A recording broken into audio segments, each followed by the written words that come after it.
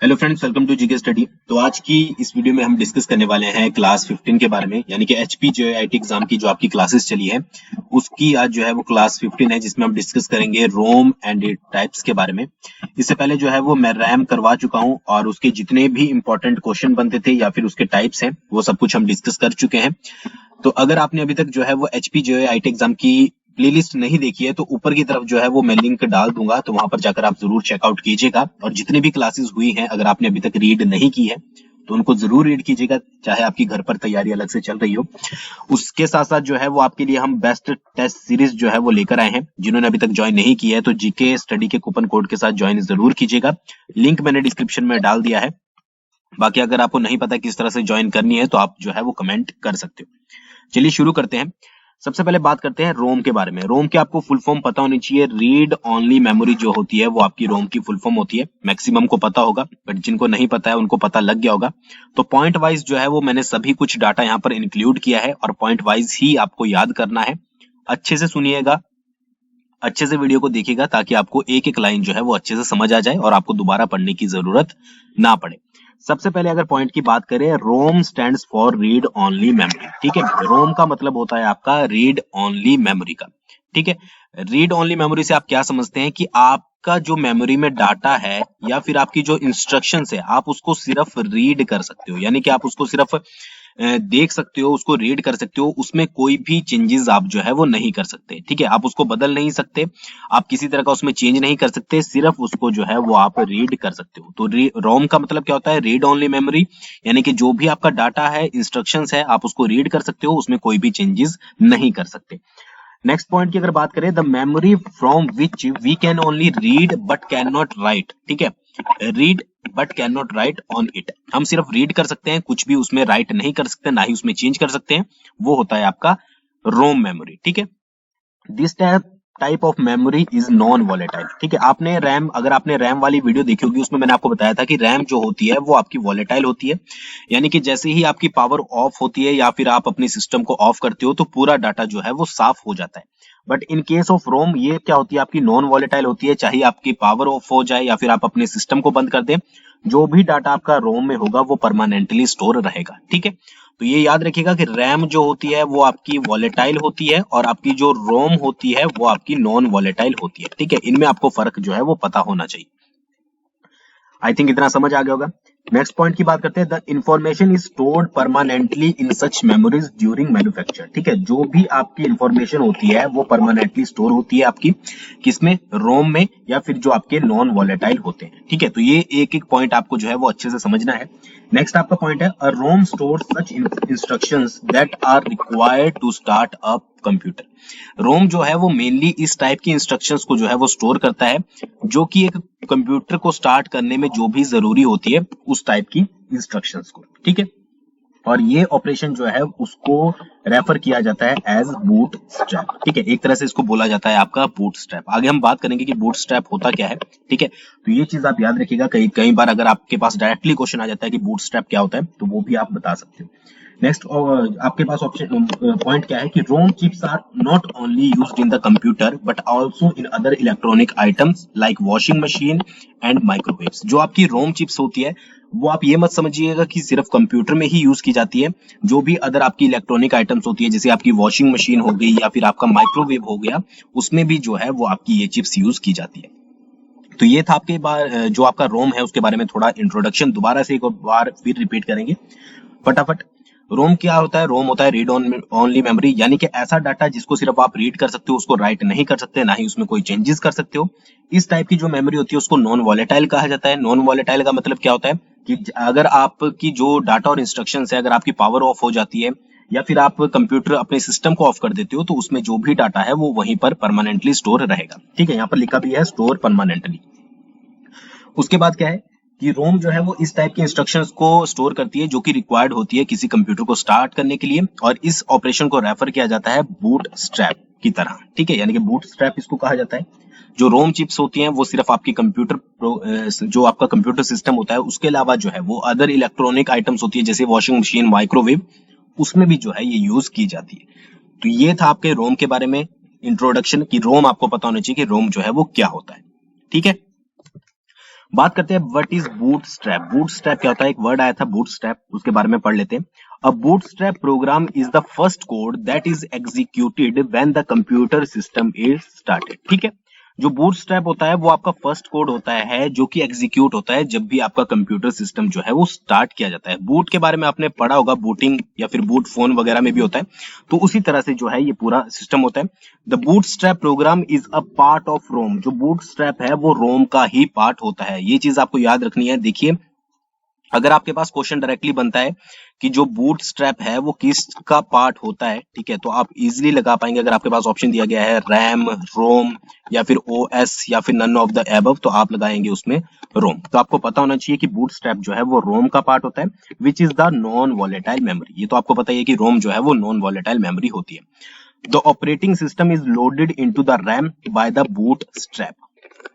ये चीज भी याद रखनी है आपको कि जो ऑपरेटिंग सिस्टम लोड किया जाता है रैम में, वो भी आपका बूटस्ट्रैप प्रोग्राम के द्वारा ही जो है वो लोड किया जाता है after the start of the computer system, जैसे ही कंप्यूटर सिस्टम जो है वो स्टार्ट होता है।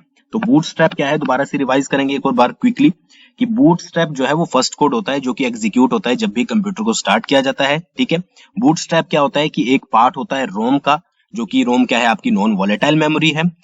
ऑपरेटिंग सिस्टम को क्या है, जो रैम में लोड किया जाता है वो भी आपका बूटस्ट्रैप के द्वारा किया जाता है जब भी कंप्यूटर सिस्टम आपका ऑन होता है। एक और चीज इंपॉर्टेंट आपको याद रखनी है कि बूटस्ट्रैप, आज के टाइम में जो बूटस्ट्रैप यूज किए जाते हैं, जो भी आपकी मॉडर्न वेबसाइट्स होती हैं और वेब एप्स होती हैं, उनको बनाने में बूटस्ट्रैप्स जो है वो यूज किए जाते हैं। तो इतनी चीजें जो है वो बूटस्ट्रैप के बारे में आपको पता होनी चाहिए। आई होप आपको क्लियर होगी, नहीं हुई है तो दोबारा से एक और बार वीडियो को रिपीट कीजिएगा।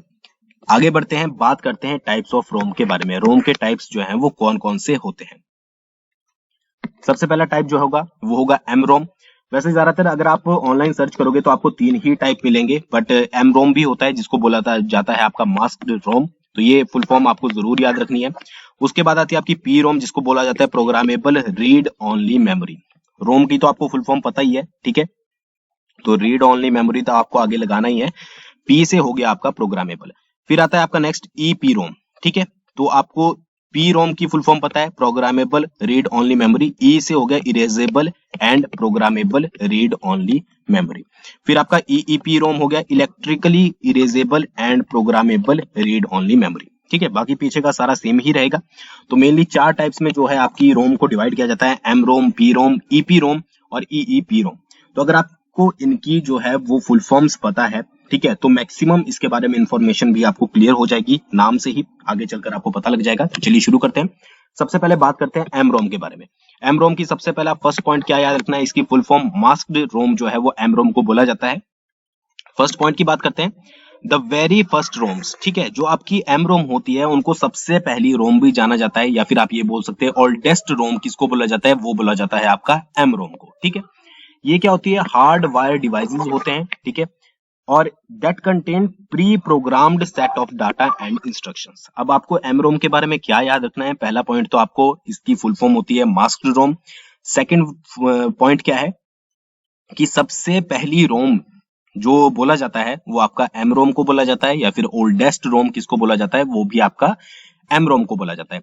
ये क्या होती है आपके, ये हार्ड वायर्ड डिवाइसेस होते हैं, और इसमें जो भी आपका डाटा और इंस्ट्रक्शन होती है वो पहले से ही प्री प्रोग्राम्ड होती है। यानी कि अगर आप यूजर हो तो आपके द्वारा कोई भी डाटा या इंस्ट्रक्शन इसमें नहीं डाली जाएगी, जो भी इसको बनाता है, मैन्युफैक्चर होता है, उसके द्वारा ही जो है इसमें डाटा और इंस्ट्रक्शंस डाली जाएगी। ठीक है, तो इसका मतलब होता है प्री प्रोग्राम्ड इसमें जो है डाटा और इंस्ट्रक्शंस होती है। This kind of ROMs are known as masked ROMs, ये आपको पता ही है, और विच आर इनएक्सपेंसिव। ये जो होती है आपकी इनएक्सपेंसिव होती है। यहाँ पर आप एक इमेज देख सकते हैं।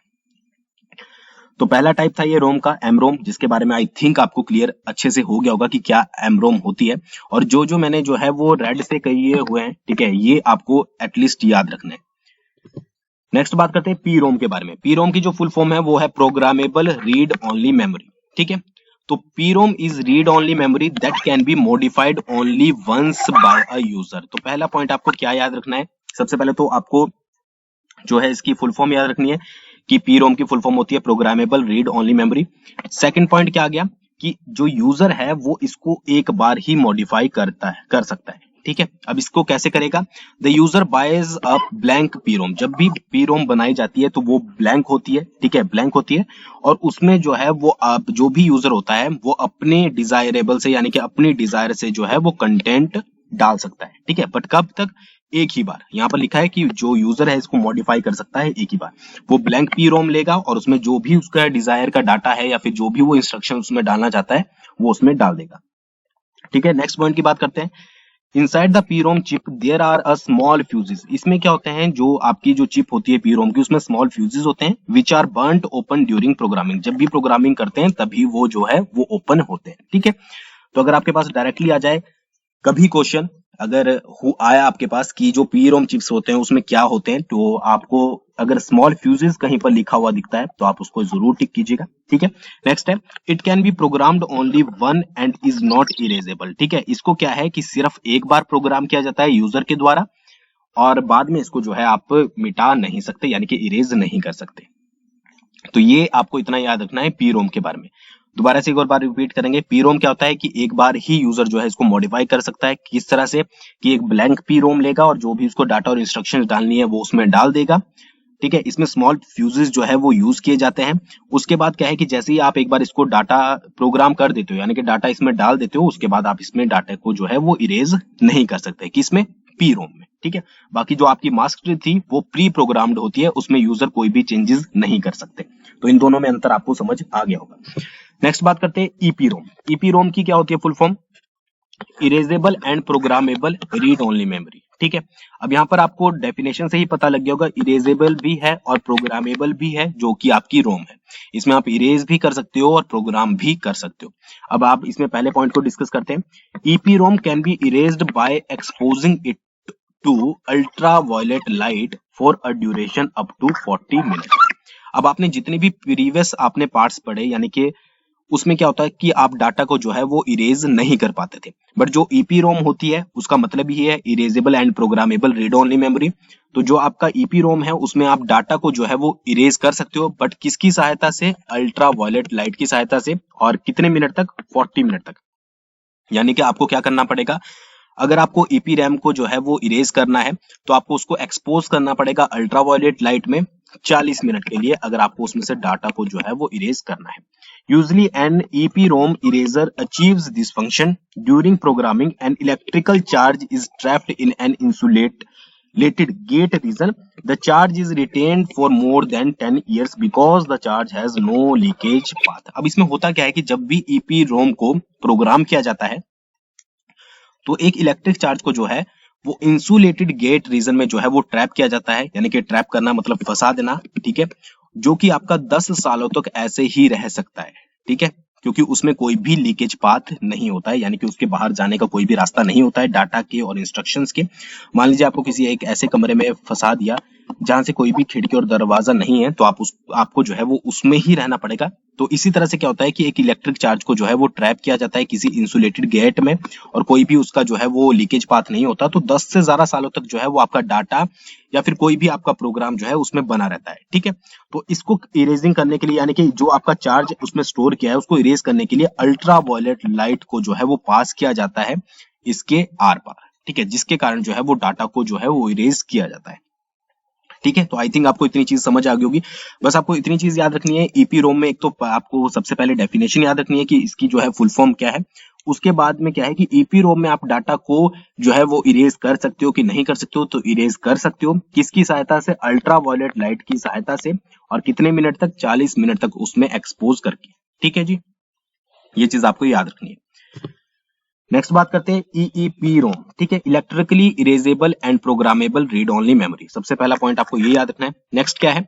EEPROM जो है वो is programmed and erased electrically, ठीक है।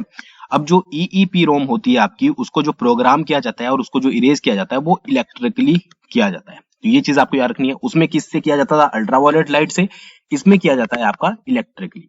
It can be erased and programmed about 10,000 time. जो आपकी जो EEPROM होती है इसको आप रीप्रोग्राम भी कर सकते हो, इरेज भी कर सकते हो 10,000 टाइम्स तक, ठीक है। जो आपकी बोथ इरेजिंग एंड प्रोग्रामिंग होती है वो 4 से 10 माइक्रोसेकंड लेती है, ठीक है, यानी कि इरेज करने में भी 4 से 10 माइक्रोसेकंड लगते हैं और प्रोग्राम करने में भी जो है वो 4 से 10 माइक्रोसेकंड लगते हैं। इन EEPROM any location can be selectively erased and programmed। अब इसमें आपको क्या फायदा मिलता है EEPROM में कि किसी भी सिलेक्टिवली किसी भी लोकेशन को आप सिलेक्ट करके रोम में उसको इरेज कर सकते हो और उसको प्रोग्राम भी कर सकते हो, यानी कि इंटायर चिप को आपको जो है मतलब इंटायर रोम को आपको जो है वो इरेज करने की जरूरत नहीं है। अगर आपको किसी पर्टिकुलर लोकेशन को या तो इरेज करना है या फिर प्रोग्राम करना है तो आप उसको कर सकते हो। नेक्स्ट क्या है, EEPROMs can be erased 1 byte at a time rather than erasing the entire chip. ठीक है, जो EEPROM है वो 1 बाइट को ही जो है वो एक टाइम पर इरेज कर सकती है रादर देन कि आप पूरी चिप को जो है वो एक साथ इरेज कर पाओ। Hence the process of reprogramming is flexible but slow। ठीक है, जो आपका रीप्रोग्रामिंग का जो प्रोसेस होता है वो इसमें क्या होता है, फ्लेक्सिबल तो होता है बट जो है वो बहुत ज्यादा स्लो होता है। तो ये थे आपके EEPROM के बारे में। तो ये सारी जो है वो पार्ट्स मैंने आपको पढ़ा दिए हैं, बहुत आसान है याद करने, अगर आप अच्छे से समझोगे तो आपको आसानी से आ जाएगा। लास्ट बात करते हैं एडवांटेजेस ऑफ रोम। रोम के एडवांटेजेस क्या होती है, तो सबसे पहला तो नॉन वॉलेटाइल नेचर में होती है, यानी कि डाटा जो है वो आपका इरेज नहीं होता है। Can not be accidentally change. ठीक है, एक्सीडेंट से ये जो है वो चेंज नहीं हो सकती, यानी कि किसी धोखे से आपकी डाटा जो है वो वॉश हो गया, ऐसा कुछ नहीं होता है। रैम से जो है वो चीपर होती है, इजी होता है टेस्ट करने में, रिलायबल होती है, रैम से ज्यादा जो है वो आपको फायदा रहता है इसका। ठीक है, इजी भी होती है यूज करने में, स्टैटिक होती है और इसको रिफ्रेशिंग की जो है वो जरूरत नहीं होती है। और कंटेंट जो है always known and can be verified. जो कंटेंट होता है इसका हमेशा जाना जाता है और वेरीफाइड आप जो है वो इसको कर सकते हो। ठीक है, एक चीज याद रखिएगा कि जिसमें भी जो है वो डाटा को इरेज नहीं कर सकते उसमें अगर आपकी कोई गलती हो जाती है प्रोग्रामिंग करते हुए तो वो प्रोग्राम जो है वो वैसा ही सेव रहेगा। तो ये था रोम के बारे में। आई होप आपको जो है वो समझ आया होगा। वीडियो पसंद आई हो तो जरूर लाइक कीजिएगा, शेयर कीजिएगा और मेरे चैनल को पहली बार देख रहे हो तो जरूर सब्सक्राइब कीजिएगा। साथ ही साथ आप जो है वो प्रैक्टिस टेस्ट जरूर ज्वाइन कीजिएगा। थैंक्स फॉर वॉचिंग, जल्द मिलेंगे एक नेक्स्ट वीडियो के साथ।